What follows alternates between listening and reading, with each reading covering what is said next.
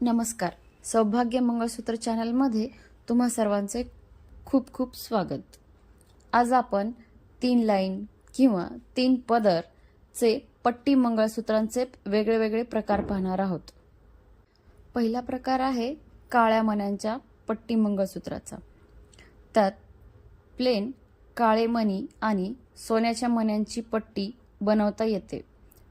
व्हिडिओमध्ये दाखवल्याप्रमाणे काळ्या मण्यांच्या लुकमध्ये सोन्याच्या मण्यांची पेटी व्यवस्थित दिसते.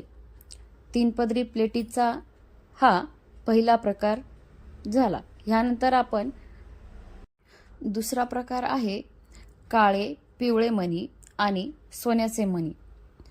काळ्या पिवळ्या मण्यांमध्ये सोन्याचे मणी तेवढेच अट्रॅक्टिव्ह दिसतात जेवढे काळ्या मण्यांमध्ये दिसतात. ह्यामध्ये तुम्ही कमीत कमी 120 किंवा जास्तीत जास्त 200 मण्यांपर्यंत 3 पदरी प्लेटीचा गंठण होऊ शकता किंवा बनवू शकता. पुढे बघूया तिसऱ्या प्रकाराचे पट्टी मंगळसूत्र.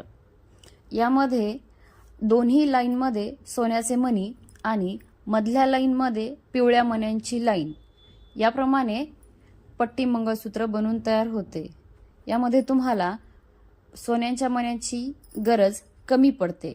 हे 100 मण्यांमध्ये पूर्ण होते किंवा 80 मण्यांमध्ये सुद्धा बनवता येते. मंगळसूत्राचा हा पुढचा प्रकार, ज्यामध्ये सोन्याचे मणी अगदी 50 किंवा 40 असले तरी तुम्ही हे पट्टी मंगळसूत्र बनवू शकता.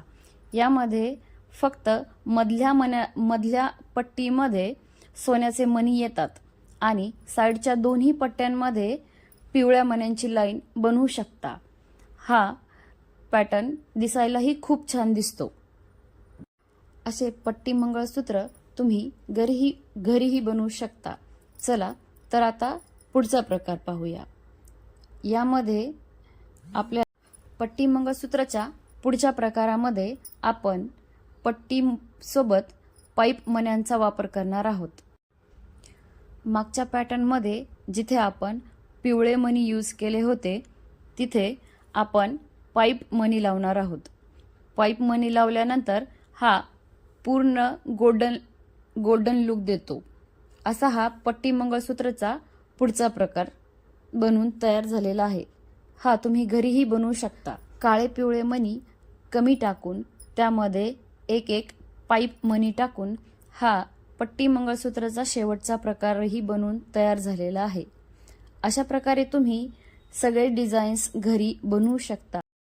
पुन्हा भेटू नवीन व्हिडिओ सोबत.